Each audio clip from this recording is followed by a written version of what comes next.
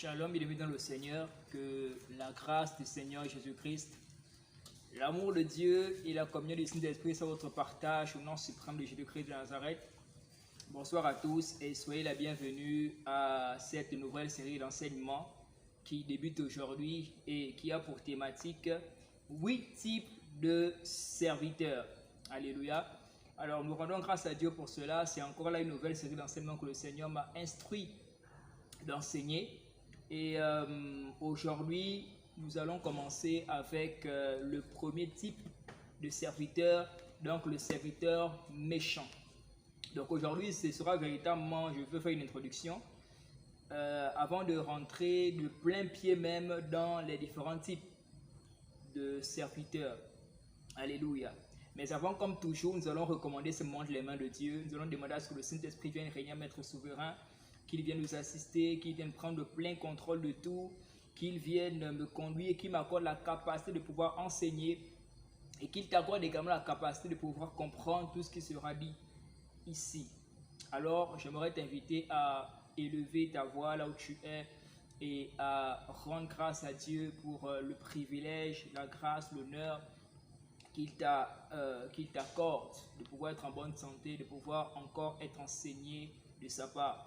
Éternel Dieu de grâce, nous te sommes infiniment reconnaissants, nous t'apprécions, nous te célébrons, nous t'exaltons, te bénissons pour la vie, pour la bonne santé, pour le mouvement, pour l'aide, pour tous tes bienfaits sans cesse manifestes dans chacune de nos vies.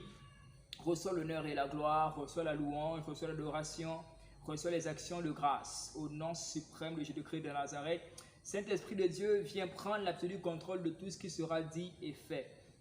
Que je régresse et que tu croisses, que je sois abaissé, que tu sois élevé, que la capacité d'enseigner me soit accordée au nom suprême de Jésus-Christ, que je ne parle pas selon mon intelligence, selon ce qui est écrit, mais que je parle selon toi au nom puissant de Jésus. Et je prie que cette parole accomplisse pleinement son but dans la vie de toutes les personnes à qui ce message est destiné.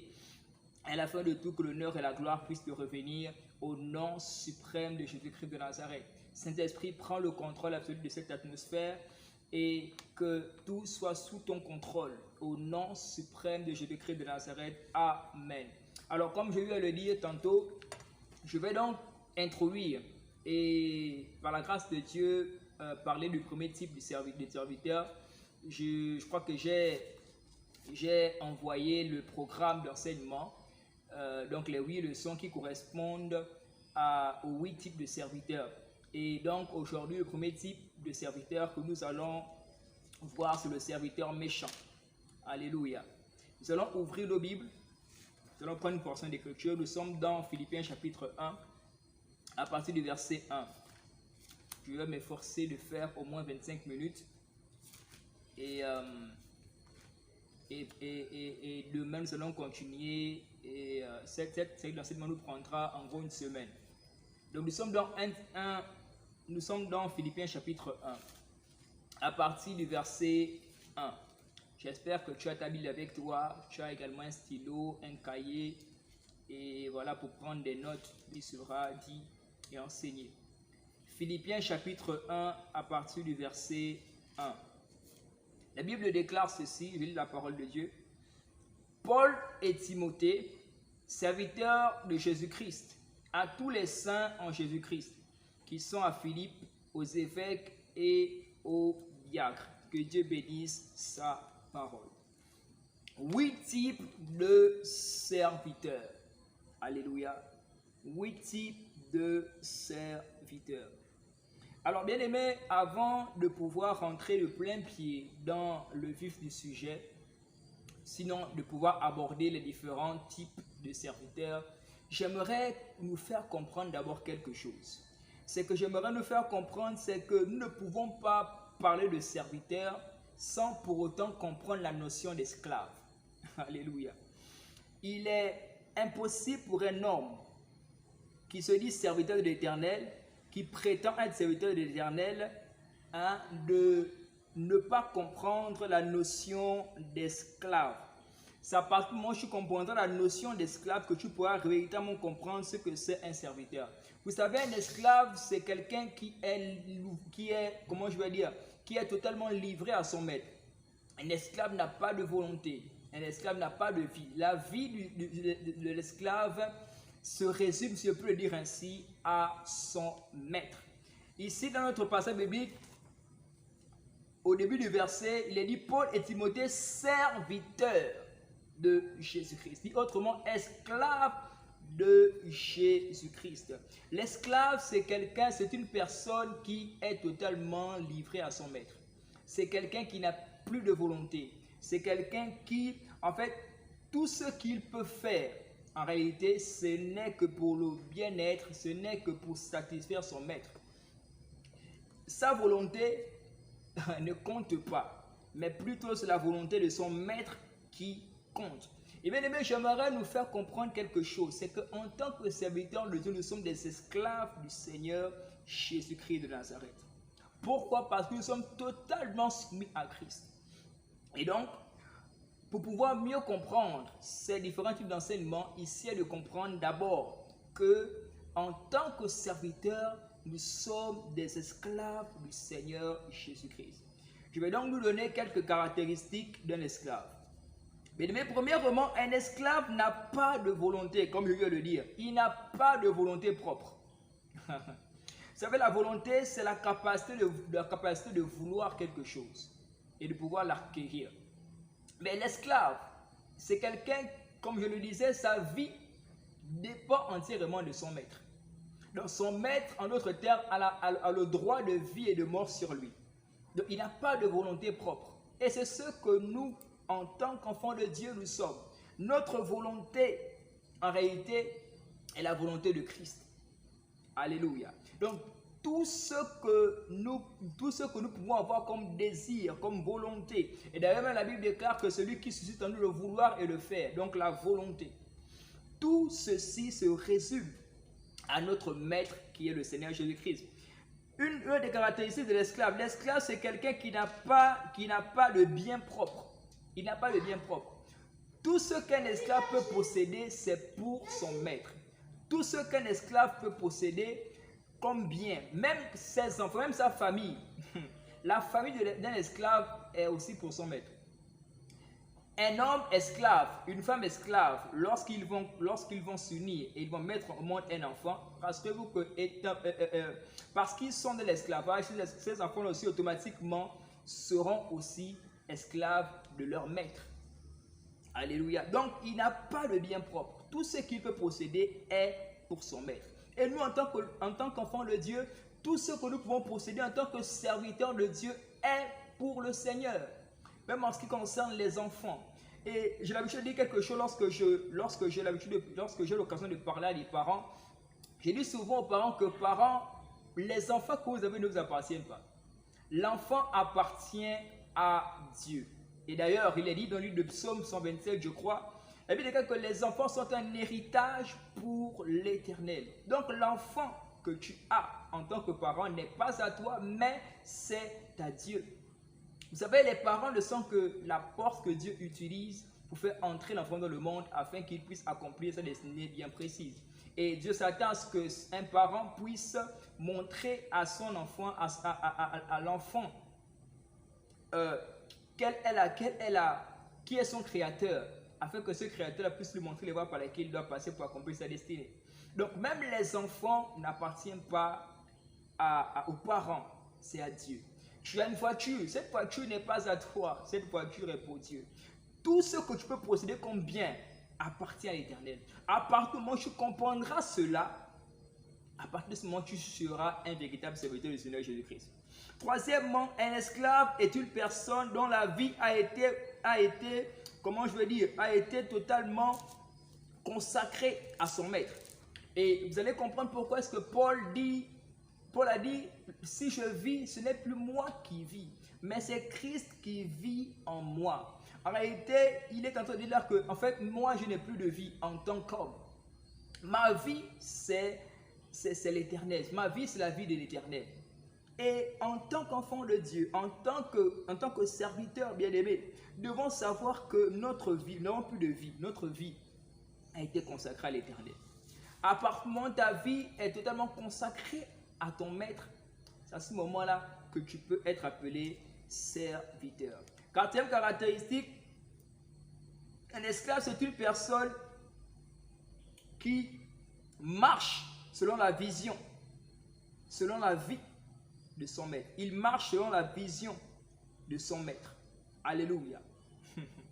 Il n'est pas, vous savez, lorsqu'il y a deux visions, il y a ce qu'on appelle division. Un esclave, quelqu'un qui est soumis à son maître, il ne peut que s'aligner à la vision de son maître. Il ne peut pas faire autrement. Parce que s'il fait autrement, c'est qu'il est qu'il sera sanctionné, quitte à même mourir. Alléluia. Parce qu'il est totalement, sa vie est consacrée à son maître. Donc voici là quelques caractéristiques, il y en a plusieurs caractéristiques d'un esclave. Je voulais simplement nous faire comprendre cela d'entrée de jeu pour que nous puissions, pour bien appréhender la notion, pour bien appréhender les différents types de serviteurs dont nous allons parler durant toute cette semaine par la grâce de Dieu. Alléluia. Nous allons également prendre Éphésiens chapitre 4 à partir des versets 9 à 10. La Bible dit ceci, Éphésiens chapitre 4 versets 9 à 10. Or, que signifie il est monté, sinon qu'il est aussi descendu dans les régions inférieures de la terre? Celui qui est descendu, c'est le même qui est monté au-dessus de tous les cieux afin de remplir toutes choses. Alléluia. Ce que j'aimerais nous faire comprendre là, c'est que, bien-aimés, nous ne pouvons pas, tu ne peux être un don pour les hommes. Waouh! Que si tu ne peux être un don pour les hommes, ne peut être un don pour les hommes que celui qui a été captif. Un vrai serviteur est une personne, est un captif du Seigneur. Voilà pourquoi le plus souvent, tu peux souvent être, lorsque tu es totalement consacré à Dieu, consacré au service de Dieu, même ton temps n'est plus à toi. Tout ce que tu peux faire est conditionné par l'Éternel des armées. Je me souviens, il y a des moments, où, vous savez, lorsque le Seigneur m'a demandé de commencer cette série d'enseignement-là, commencer à prêcher les réseaux sociaux, c'était compliqué parce que je luttais beaucoup à l'Éternel. En fin de compte, je me suis soumis parce que j'ai reconnu que c'est lui le maître. Et moi, je suis simplement son serviteur, je suis son serviteur. Je dois simplement appliquer tout ce qu'il me demande de faire. Bien-aimé, même souvent lorsque tu es, vous savez, lorsque quelqu'un est captif, souvent même, il n'y a vraiment pas de repos. Pourquoi? Parce qu'il doit satisfaire les intérêts de son maître. Donc, bien aimé, tu ne peux qu'être une bénédiction pour les hommes que si tu es captif, totalement captif de l'Éternel.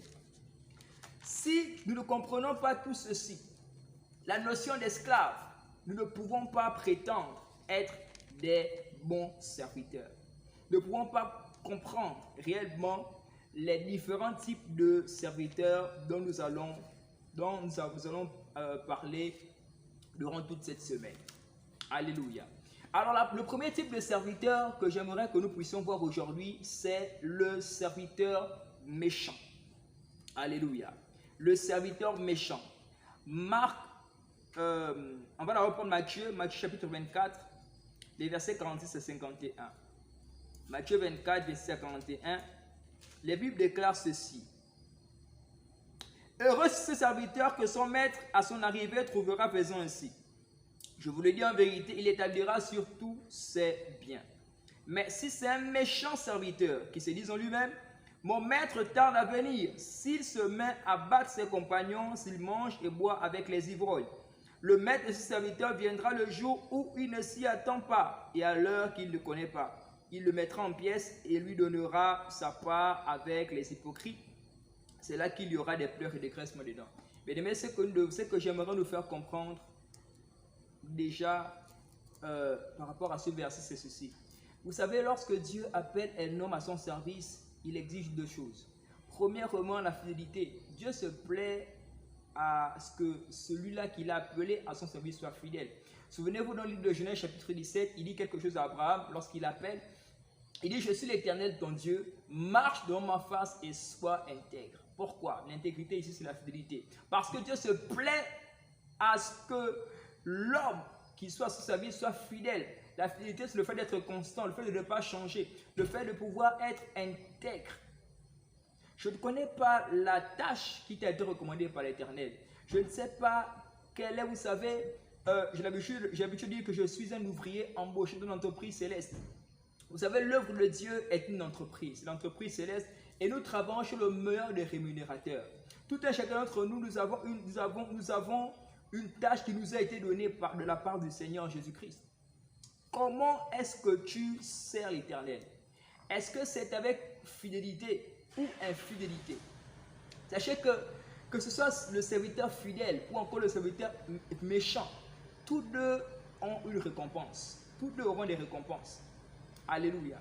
D'ailleurs, tout type de serviteur dont je vais parler durant toute cette semaine, rassurez-vous que tout un chacun a une récompense. Et Dieu se plaît à ce que nous puissions être fidèles à lui. Autre chose, deuxièmement, la prudence. Nous pouvons voir cela au début de ce chapitre.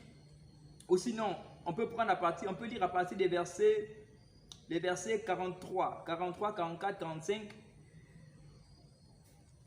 La prudence, pourquoi? La prudence parce que vous savez, le Seigneur nous a appelés. La Bible déclare que ce n'est pas nous qui l'avons choisi, mais celui qui nous a choisi. Il nous a choisi parmi tant d'autres. Il nous a appelés à son service et nous a établis.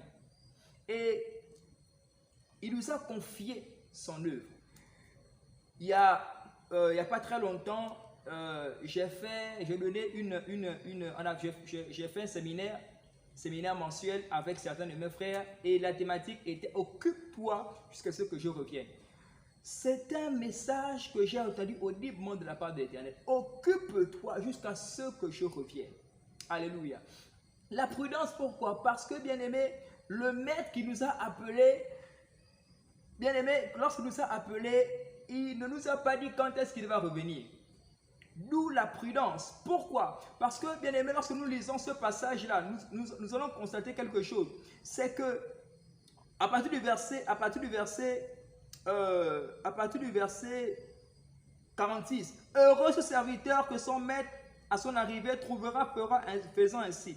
Je vous le dis en vérité, il établira sur tous ses biens. Mais si c'est un méchant serviteur qui se dit en lui-même, mon maître tarde à venir, waouh, le Seigneur peut revenir à n'importe quel moment. Est-ce lorsqu'il reviendra, il te trouvera à la tâche? Est-ce qu'il te trouvera à ton poste? Est-ce qu'il te trouvera occupé par son œuvre, par ce qu'il t'a recommandé de faire? Alléluia. Le serviteur méchant. Matthieu 18, versets 23 à 35. Vous pouvez lire cela à la maison. J'aimerais simplement nous faire remarquer certaines choses ou sinon nous donner quelques caractéristiques du serviteur méchant. Bien aimé, 4 grandes caractéristiques pour reconnaître un serviteur méchant. D'après ce passage, premièrement, le serviteur méchant, il est celui qui se dit que le maître tarde à venir. Le manque de conscience du retour du Seigneur. Bien aimé, sachant que nous sommes tous engagés dans le service de Dieu. Le Seigneur nous a confié une tâche. Le Seigneur nous a donné une certaine responsabilité dans son champ. Mais sachant qu'il revient. Le fait de pouvoir travailler et ne pas avoir la conscience que le maître peut revenir à n'importe quel moment, c'est le fait d'être insensé. Le serviteur méchant est un serviteur qui est insensé. C'est un serviteur qui se dit que mon maître tarde à venir. Et parce que le maître tarde à venir, je vais un peu me désoccuper.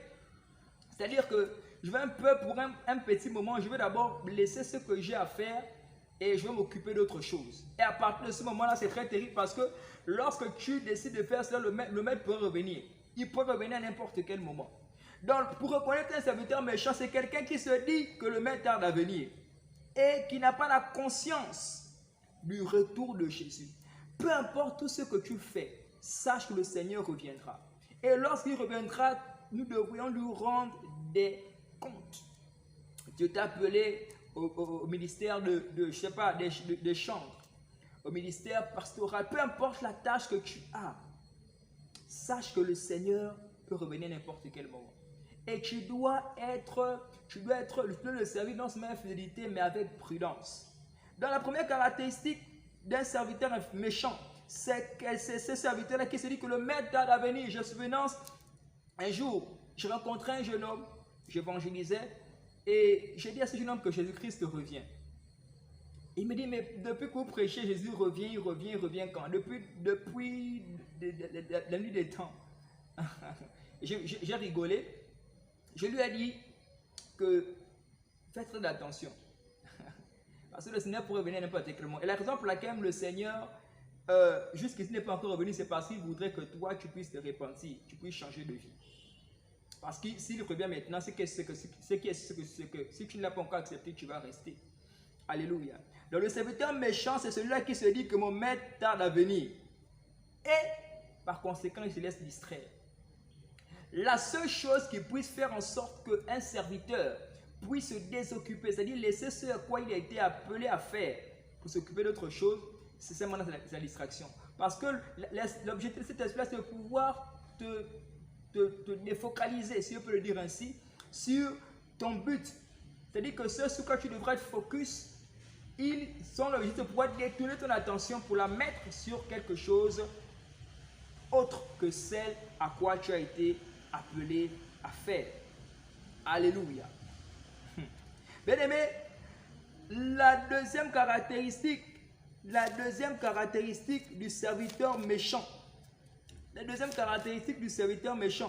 d'après notre passage biblique ici, on nous dit, je pense à partir du verset 49, on nous dit qu'il bat ses compagnons. La tâche qui a été recommandée à ce serviteur, c'est de pouvoir nourrir, c'est de pouvoir donner de la nourriture au temps favorable. Mais nous voyons que ce serviteur a laissé ce à quoi il était appelé. Il a commencé à battre ses frères. Ce pourquoi il n'a pas été, ce qui ne lui avait pas été recommandé. Bien aimé, à travers la nourriture, là, j'aimerais m'adresser à tous les serviteurs de Dieu, ces personnes qui ont la charge de pouvoir nourrir le peuple de Dieu, que le Seigneur a appelé au ministère de l'Évangile, à confier le peuple de Dieu au berger.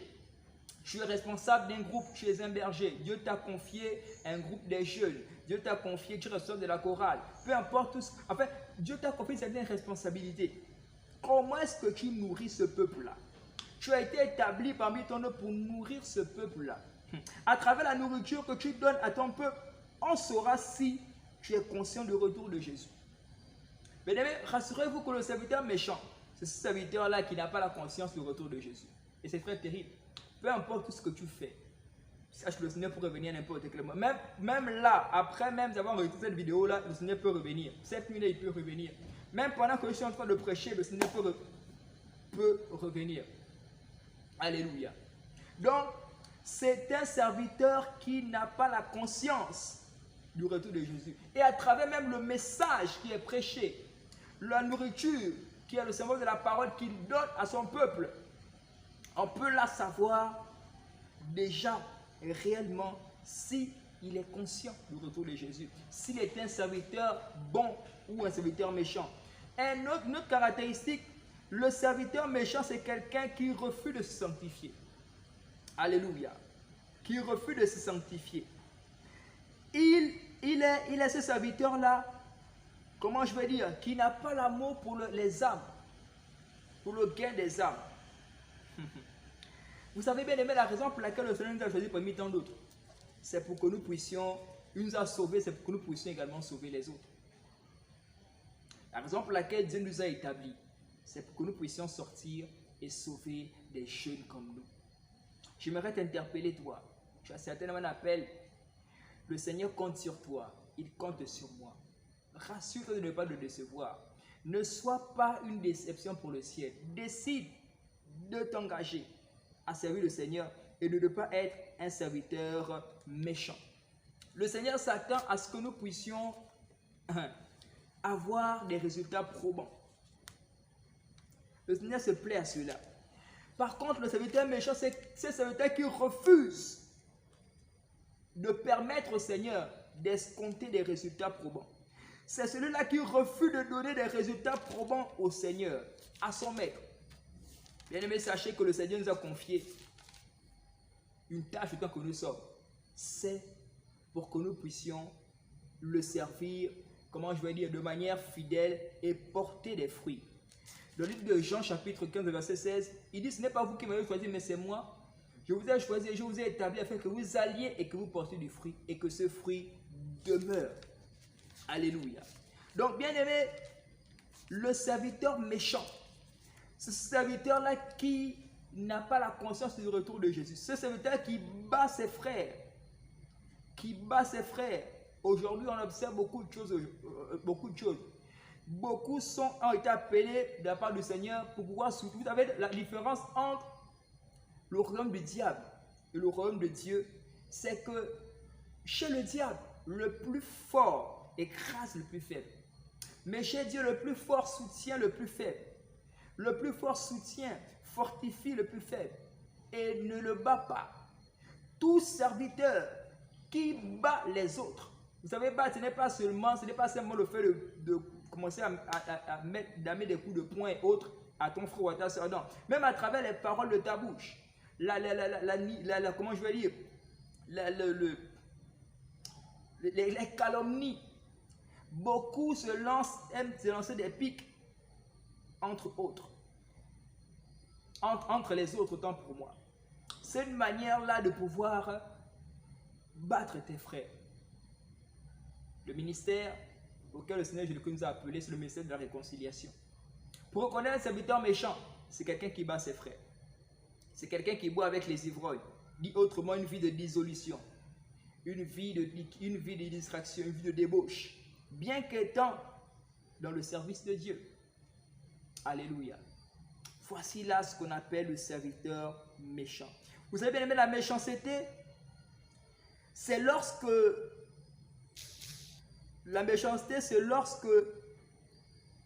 comment je vais dire, comment je vais dire ça, quelle est la définition que je vais donner. C'est lorsque ton indignation dépasse ton intercession. Alléluia.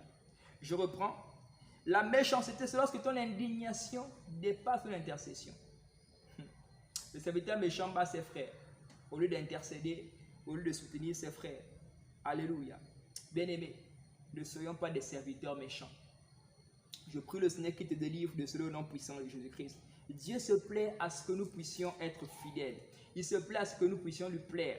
Il se plaît à ce que nous puissions l'honorer. Il se plaît à ce que nous puissions lui offrir des résultats probants. Et pour terminer, je dis que je ne vais pas mettre du temps. On dit, il est écrit ceci. Le maître de ce serviteur viendra le jour où il n'y s'y attend pas et à l'heure qu'il ne connaît pas. Il le mettra en pièces et lui donnera sa part avec les hypocrites. Bien aimé, sachez que le serviteur méchant est un serviteur hypocrite. L'hypocrisie, c'est le fait de ne pas... Quelqu'un qui est hypocrite, c'est celui qui se fait passer pour celui qui n'est pas en réalité. Voici ce qu'est un hypocrite. Un hypocrite, c'est quelqu'un, au lieu d'assembler avec toi, il disperse en réalité. En fait, il fait semblant d'être avec toi pour assembler, en réalité, il disperse.